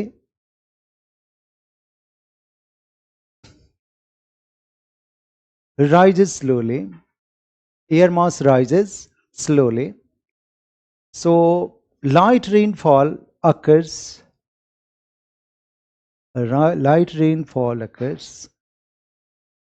for long period of time, yeah, light rainfall happens for long period of time,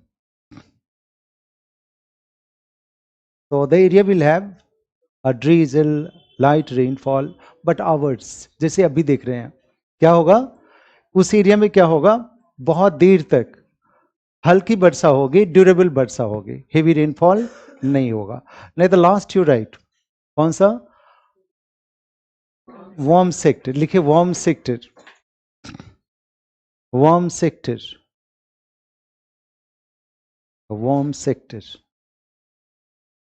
सो लिखेगा in this sector there is no vertical lifting of air, there is no vertical lifting of air, vertical lifting of there is no vertical lifting of air mass, so there is no rainfall during this period, during this period। तो ये second phase हो गया। अब इसका India में utilisation जो है वो आपको थर्ड क्वेश्चन होगा, एक क्वेश्चन का तीसरा हिस्सा, राइट। पहला हिस्सा हो गया कि इवोल्यूट कैसे होते हैं, सेकेंड हो गया इसकी संरचना प्रभाव कैसे होते हैं। अब भारत में इसका प्रभाव, राइट ना, थर्ड क्वेश्चन का तीसरा हिस्सा लिखेगा भारत में शीतोष्ण चक्रवात का प्रभाव, लिखेगा okay. So right there the effect of temperate cyclone in India, the effect of temperate cyclone in India, the effect of temperate cyclone in India, in India। अब इसको थोड़ा सा देखिए, ध्यान दीजिएगा। आप इस तरह के इंडिया का मैप बनाइए जो थर्ड फेज में आपको हेल्प करे। ये हमारा माउंटेन किंगडम इंडिया है, ये हमारे आप इधर के एरिया है। इसमें देखिएगा कि इस एरिया से, हमारे इस एरिया से, मेडिटेरियन सी एरिया से इस एरिया की ओर ये टेम्परेट जेट आता है। आपने जाना होगा जेट विंड को, चर्चा करता हूँ। जेट, इसका नाम क्या है? Temperate jet, right. ये आते हैं, ध्यान दीजिएगा, जो ज्योग्राफी पहली बार पढ़ रहे होंगे उसको ध्यान दीजिए कि हमारे ये पूरा ग्लोब है, इस ग्लोब पे इस तरह का इक्वेटर है और ये ट्रॉपिक एरिया है, सब ट्रॉपिक एरिया। जो एयर यहाँ से राइज होता है वो एयर नीचे भी आएगा। जो इक्वेटर पे ज़्यादा टेम्परेचर है तो एयर राइज करेगा और फिर सर्टेन डिस्टेंस के बाद वो ठंडा होके नीचे आएगा। जो ऊपर जा रहा है ना, ये ऊपर ऐसे हॉरिजॉन्टल आ रहा है, इसको जेट कहते हैं। जेट इसलिए कहते हैं कि ऊपरी वातावरण में कहीं पे रुकावट नहीं है, बैरियर्स नहीं है, so the air move very fast, 100 kilometre के स्पीड की तरह मूव करता है। ऐसे तेज हवा को क्या बोलते हैं? जेट कहते हैं। तो पूरी पृथ्वी पे देखिएगा कि 3 तरह के जेट होते हैं, tropical jet, temperate jet and polar jet. ऊपरी वायुमंडल में 0 से 30 के बीच चलने वाली हवा को क्या बोलते हैं? Tropical jet. 30 से 60 के बीच, 60 से 90 के बीच पोलर जेट। हमारा इंडिया उत्तरी क्षेत्र में किस जेट से प्रभावित होगा? Temperate jet. बात समझ गए? अब इसको देखिए, वो जेट आ रहा है, इधर मेडिटेरियन सी है, भूमध्य सागर है, and the wind is coming from here along with jet. Jet के साथ एयर मास आ रहा है। ध्यान दीजिए कि एयर मास इस तरह का हो कि इस एरिया में इंडिया की ओर आ रहा है।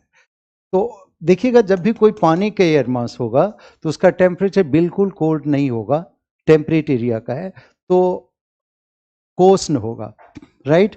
थोड़ा सा वार्म होगा, थोड़ा सा कोल्ड होगा। फिर इसके साथ मॉइस्चर भी बहुत होगा, जितना भारत में नहीं होगा, राइट? आइसोबार क्लोज होंगे। अब एयर मास जब यहाँ आ गया तो इंडिया के कोल्ड एयर मास से यहाँ पे मिला। पूरी इंडिया के उत्तर में देखोगे, यहाँ पे कौन सा एयर मास होगा? वेरी कोल्ड ना। और यहाँ से जो आ रहा है, क्या आ रहा है? वो हमारे 2 डिफरेंट एयर मास। जैसे आज विंटर के दिन में देखिएगा, गर्म पानी ठंडा पानी मिला दीजिए तो वहाँ पे वास्प क्रिएट हो जाएगा, फॉग टाइप का क्रिएट हो जाएगा। तो नियर मार्जिन एरिया जहाँ पे कोल्ड और वार्म दोनों मिलेगा, यहाँ पे फ्रंट बन जाएंगे। अभी हमने कहा था कि फ्रंट साइक्लोन के लिए जरूरी है। So it is a mixing of 2 different mass, air mass of Mediterranean, air mass of India, दोनों मिला और भारत के उत्तर पश्चिम में इस प्रकार के टेम्परेट साइक्लोन बनते हैं in the month of December, right? अक्टूबर नवंबर के बाद मूवमेंट शुरू हो जाती है। तो कब शुरू हुआ? दिसंबर। आजकल देखिएगा, ग्लोबल वार्मिंग के कारण क्या हुआ है कि ड्यूरेशन बहुत हो गया है, अप्रैल तक चला जाता है। ड्यूरेशन इंक्रीज हुआ, पहले 45 डेज का होता था, now the duration is of 90 days, even 100 days के ये मानसून के बराबर हो गए। 100 डेज मानसून होता है, ये भी 100 डेज पूरा करने जा रहे हैं, राइट? आज के दिन में देखिएगा कि आपके यहाँ या पूरे पूर्व उत्तर पंजाब वगैरह में गेहूं की फसल जब तक मैच्योर होती है, then even you find heavy rainfall होती है। So the duration of western disturbance increased in India due to a global warming, due to rise of temperature, right? So अब आते हैं यहाँ पे, इंडिया में टेम्परेट साइक्लोन बना, कब बना? In the winter season. क्यों बना?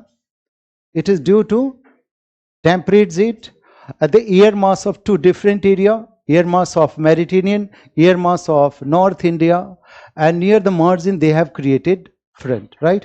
Created this cyclone. इसको लिखिएगा फर्स्ट, उसके बाद आगे लिखाता हूँ। हाँ, जरूर जरूर बनाइए। ये देखिएगा, इसको लेवलिंग कर दीजिएगा। ये है कोल्ड एयर मास और ये क्या है? मेडिटेरियन का कौन से air mass? Warm air mass. इन दोनों के ट्रांजिशन जोन में क्या हो गया? ये कोल्ड फ्रंट पहले बना एंड देन जिस सीक्वेंस में बनता हो। सो इंडिया के मैप पे ही बनाइए।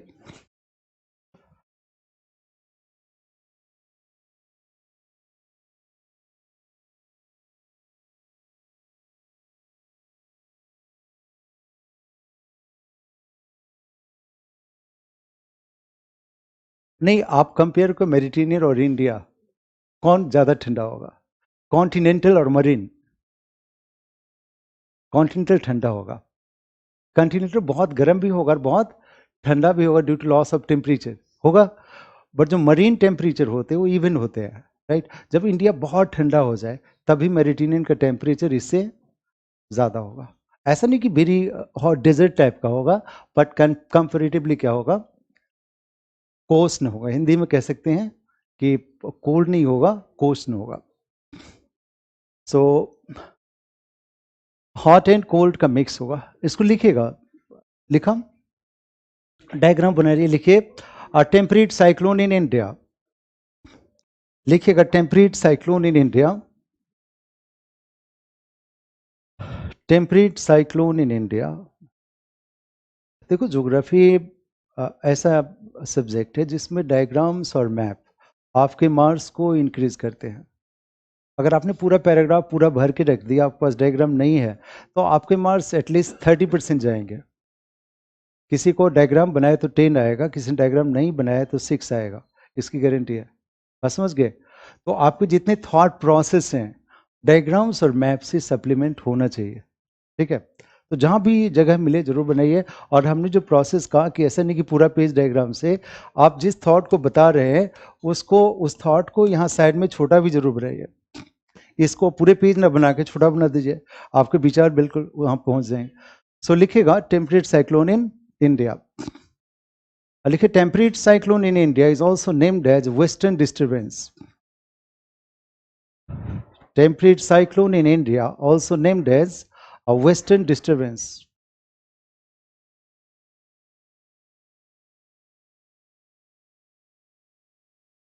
Temperate cyclone in India is also named as a western disturbance. It is the main region of, this is the main region of winter rainfall in North India. This is the main region of winter rainfall in North India.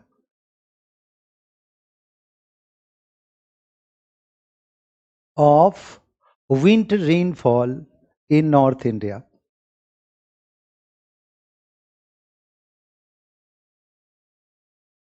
Likho, this cyclone is created by a temperate jet. This cyclone is created by temperate jet. Temperate jet. Created by temperate jet.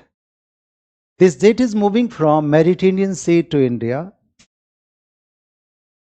This temperate jet is moving from Mediterranean to India. Mediterranean to India.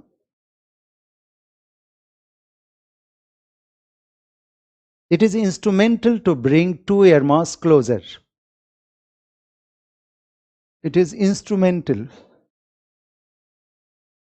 इसके बाद लिखिएगा it is instrumental to bring two different air mass closer. To different air mass closer. The warm air mass of Mediterranean Sea, the warm air mass of Mediterranean Sea, the warm air mass of Mediterranean Sea, and cold air mass of North India. Warm air mass of Mediterranean Sea, Mediterranean हमने कई बार लिखा है, नहीं, Mediterranean Sea, हाँ क्या हुआ, Mediterranean, and cold air mass of North India. लिखिए near the margin of two air mass, near the margin of two air mass, near the margin of two air mass,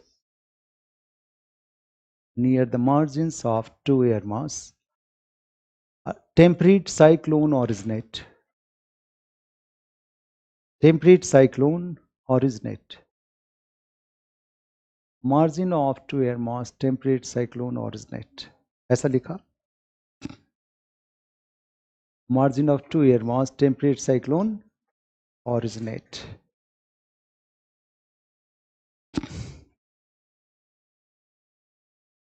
नहीं, ये निर्भर करेगा, हाँ warm front जब भी, हाँ movement से जब भी बनेगा, बाद में तो कंप्लीट प्रोसेस बनता है ना आफ्टर दैट। तो अब सुनो, इस साइक्लोन से होगा क्या, मेनली पूछता है कि उसका प्रभाव भारत पे क्या पड़ता है। आगे लिखिएगा लिखिए effects of this cyclone, effects of western disturbance, effects of western disturbance. लिखिए the northern plain of India receive winter rainfall. The northern plain of India receives a winter rainfall.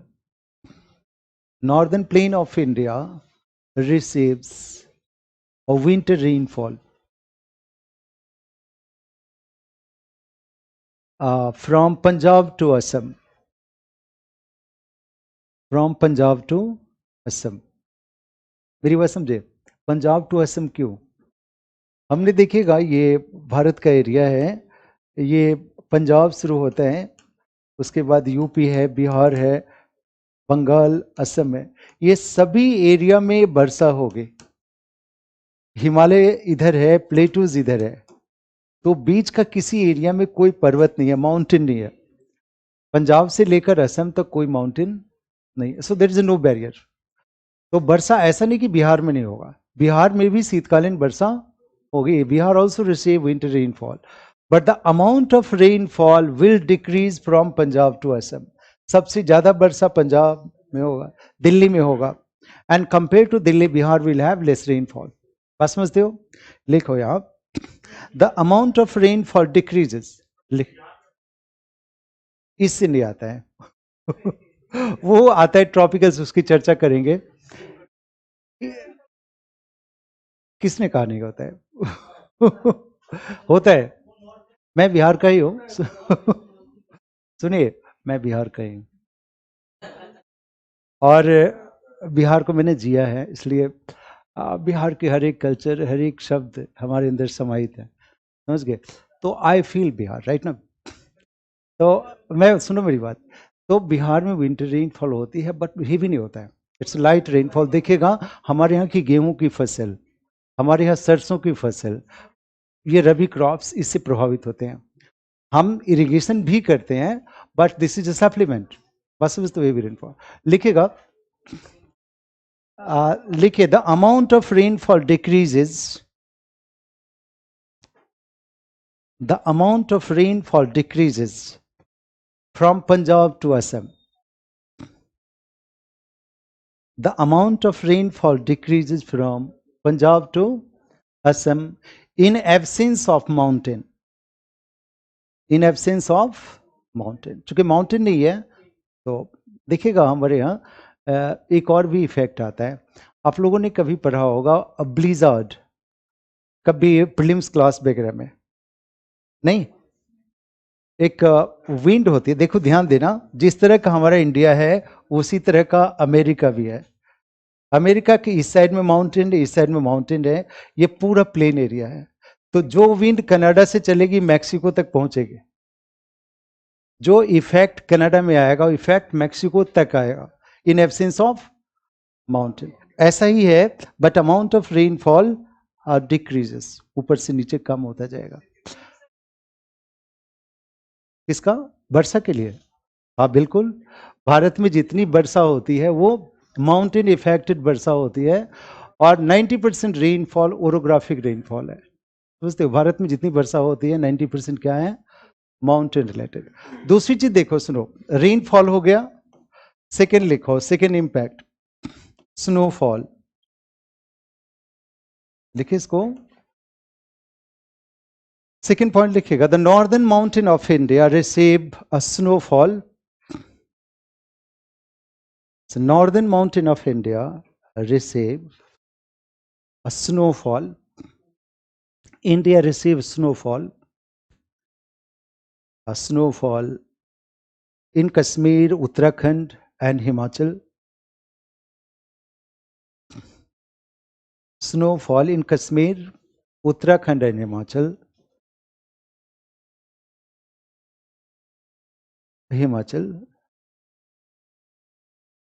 लेकिन this is the source of tourism in this state. This is the source of tourism in these states.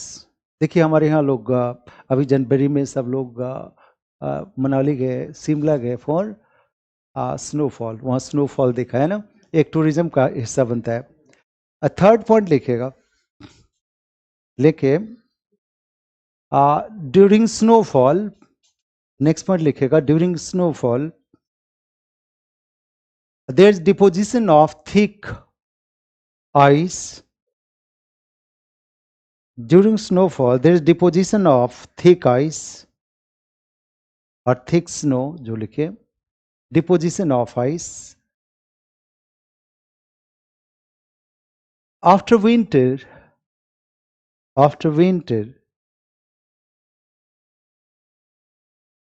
by melting of ice, Indian rivers receive, by melting of ice, northern river receive water. By melting of ice, northern rivers or northern Indian river receive water. Comma करके थोड़ा सा और clean कर दीजिए, लिखिए this is the source of water for north Indian river, this is the source of water for Indian reverse, this is the source of water for Indian reverse. देखिएगा जितनी नदियां हैं अप्रैल के बाद, चाहे गंडक हो, गंगा हो, सभी में पानी आ जाया करता है due to melting of ice. अब फोर्थ लिखेगा, नेक्स्ट पॉइंट लिखेगा, western disturbance is very useful for rabi crops in India. Western disturbance is very useful for rabi crops in north India.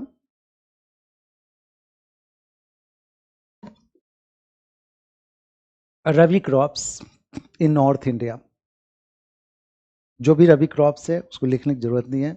Rabi crops means gram, wheat, सरसों, जो भी है, clear. So देखिएगा कि a good और बैड, जैसे ट्रॉपिकल साइक्लोन हमारे लिए डिवास्टेटिंग होता है, temperate cyclone is like moon, नहीं सन और मून जैसा है, is a very cool and very useful for our culture also, है या नहीं। सो इस तरह के सेपरेट क्वेश्चन होंगे। कभी कभी देखिएगा, ध्यान दीजिएगा, वे आपने जर्नी मेंस के लिए किया है, एक हॉरिजॉन्टल क्वेश्चन होते हैं जिसमें आपको मटेरियल ढेर सारा है, लिखने की बड़ी संभावना है। एक वर्टिकल क्वेश्चन होते हैं जिसमें कंटेंट ज़्यादा है, एनालिसिस की संभावना है। तो आपको मान लीजिए टेम्परेट साइक्लोन दे दिया तो गुड वन, आप इसके साथ दे दें कि भारत में चक्रवात के प्रभाव लिखें, नहीं, एक कॉम्प्रिहेंसिव क्वेश्चन जिसमें ट्रॉपिकल भी लिखना है और टेम्परेट भी लिखना है, तो उसमें स्ट्रक्चर नहीं होगा। ध्यान दीजिएगा, इसमें क्या है, स्ट्रक्चर है, स्ट्रक्चर में 3 पार्ट है, एक में क्या है, इवोल्यूशन, स्ट्रक्चर, देन इफेक्ट। वहां पे क्या है, आपके 2 चीज हट गए, इससे इवोल्यूशन हट गया, इफेक्ट लिखना है तो 2 एरिया सेड किया, वैसे लिखा, वो क्वेश्चन आंसर प्रैक्टिस में ज्यादा हुआ, ठीक ना। तो दूसरे हिस्से को देखते हैं, tropical cyclone in India. Heading लिखिएगा ट्रॉपिकल साइक्लोन इन इंडिया, लिखिए tropical cyclone in India,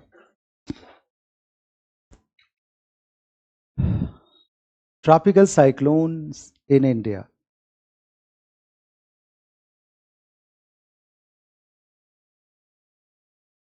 temperate clear हो गया आपको, देख लीजिएगा।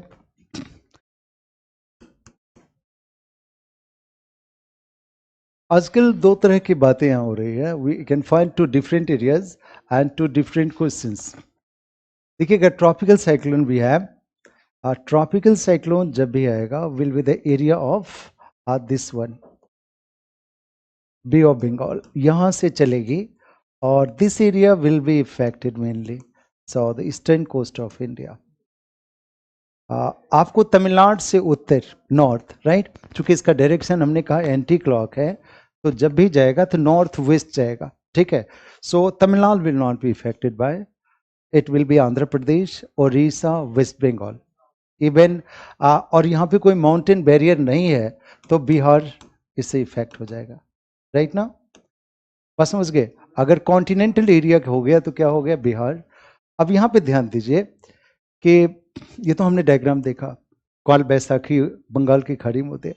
आज के दिन में अगर मान लीजिए कि यहाँ कोई साइक्लोन ओरिजिनेट हुआ है तो इसकी दिशा नॉर्थ वेस्ट ही होगी और ये सोमालिया चला जाएगा। एक और भी प्रोसेस आज के दिन में हम देखते हैं कि गुजरात इससे इफेक्टेड होने लगा है। एक नया ट्रेंड आपको करंट अफेयर्स में नजर आएगा। गुजरात ऑल्सो इफेक्टेड बाय, उसके इफेक्ट राजस्थान तक आ रहे हैं। इसको हम लास्ट में डिस्कस करेंगे। जनरल ट्रेंड क्या है? ये है क्या है? काल बैसाखी। तो काल बैसाखी को डिटेल समझने के लिए क्या क्या पढ़ना है? First, origination. दूसरा, structure. And third one, effects. So लिखेगा, ये इंट्रोडक्शन यहां से लिखे।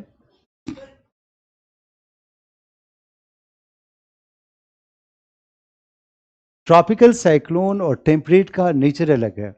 ट्रॉपिकल साइक्लोन तब तक इफेक्ट करेगा जब तक सागर है, जब तक ओशन है। जहां ओशन खत्म होगा, साइक्लोन खत्म हो जाएगा। बस थे क्यों खत्म हो जाएगा इसकी चर्चा भी करते हैं।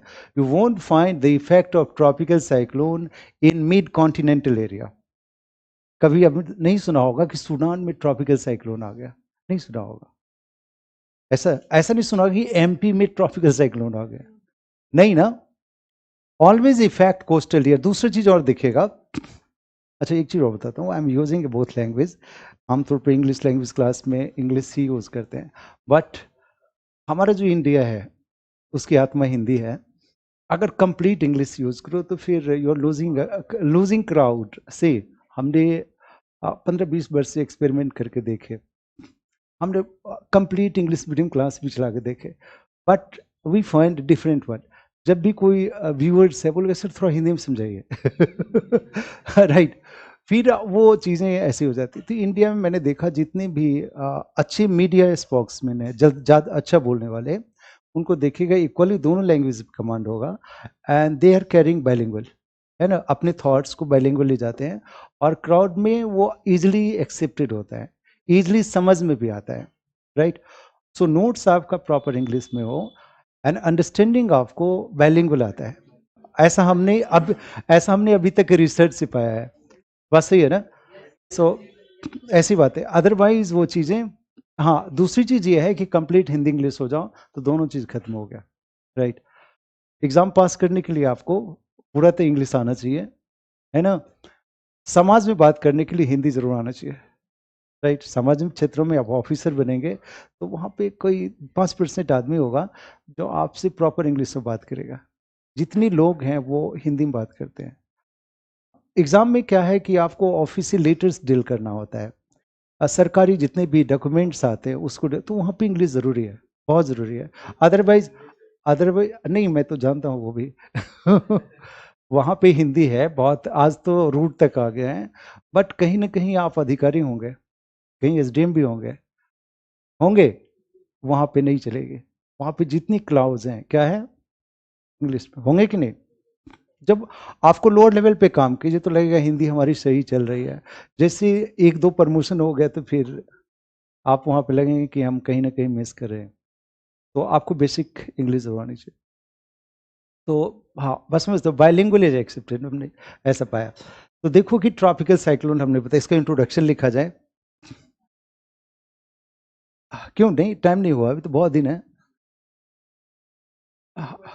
नहीं, कम से कम 3 घंटे तो बैठिए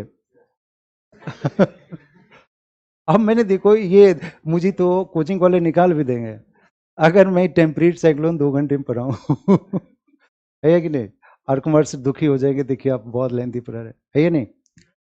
सो डू स्टेप, जो कि आज वेरी पहला क्लास था, हमने थॉट को बहुत स्मूथली उसको ले चला, चूँकि हम ही आप जानते नहीं हैं, मेरी लैंग्वेज से आपको परिचय नहीं है ना।